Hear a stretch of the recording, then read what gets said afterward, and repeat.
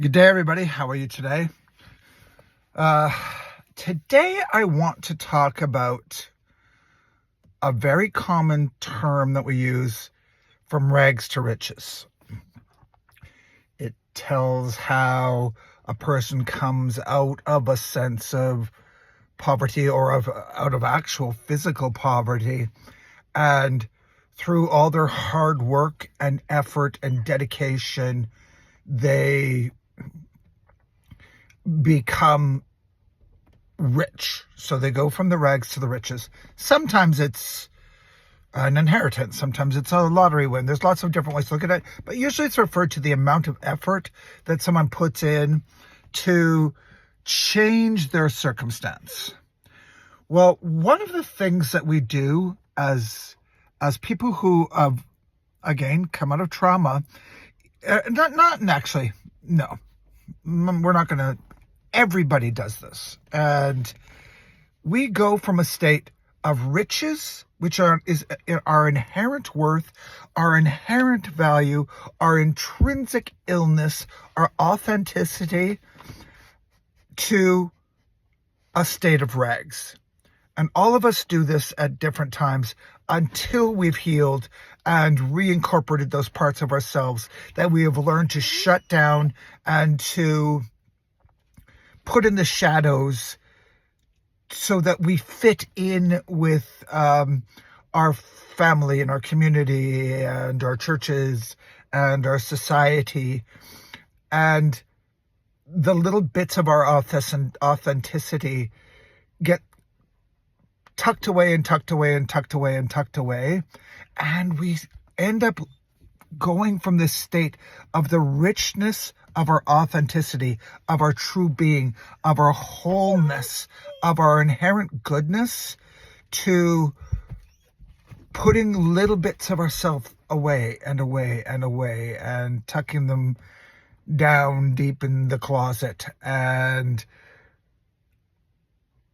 we end up really with just the rags of who we truly are, what our potential is, what our inherent authenticity that we are here to express and to live through, and to be a beacon of hope for others. And so this riches to rags is a very common human experience, and one that doesn't get talked about much. Part of what we do in the work that we do in healing ourselves is really about reclaiming the parts of ourselves that we have been told are wrong or bad, things that we've been shamed into trying to hide from others. And we put on this costume of rags, which is a very limited self and a very limited self-expression. And what we do in our healing work, in our inner journey, there is a process of evolution involved, but it's much more a process of deprogramming and of remembering. We've used that term before, what we had before, remember, putting those parts back together and truly loving and accepting ourselves. And that is ultimately what our human experience should amount to. The measure of our riches, the measure of our success should be about how much we end up loving ourselves and truly being authentic. Because in that, it is not a selfish pursuit. It is not an anti-godly pursuit. It is not a heretical claim to say that we are intrinsically good. But until we do that, we are doing a disservice to ourselves and to others, and we are not being the light that we can be. We are not being that shining example to others. And as we heal, we naturally heal others. As we are hurt, we naturally hurt others. It is just the nature of our reality. And we can hurt others simply by not being the best version of ourselves that we can be. Because in being the best version of ourselves that we can be, in remembering and incorporating and reintegrating, again, we give permission. We become the example to others of how to step into your own power, into your own greatness, into your own authenticity, and into the self-love that is intrinsically what we are born with. And that is our journey. That is our mission here.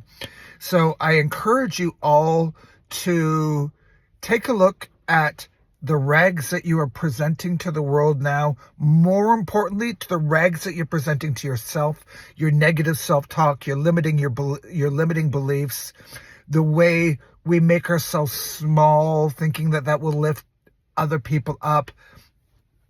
We got it all backwards. We can now go, but now that we know this, we can go from that rags to riches story. But it's a return home. It's a return to the fullness of who and what you truly are. And that is the work that we should do. And that is the work that we are here to do. And I encourage you all to start embracing the self-love, which starts with radical self-forgiveness, which basically says, I really don't need to be forgiven for an action. I need to recognize my inherent worth, my inherent goodness, my inherent godliness, if you want to choose that term, or my inherent right to exist in the fullness of my being, if you don't want to use any kind of a spiritual kind of jargon or term with it. So I hope this helps you to look at yourself and to also look at the world in a different way.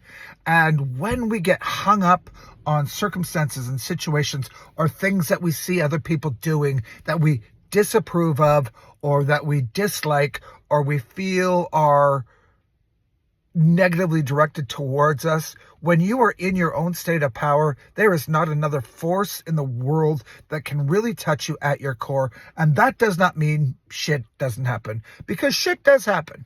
But how you handle that, how you rise to every occasion and embrace another part of yourself, be that through ecstasy or be that through struggle, it is all part of the process. But you have to have the goal to go back from the rags that we are presenting now, from the rags we have of our own self-image and our own self-worth and our intrinsic value, to the riches of where we are naturally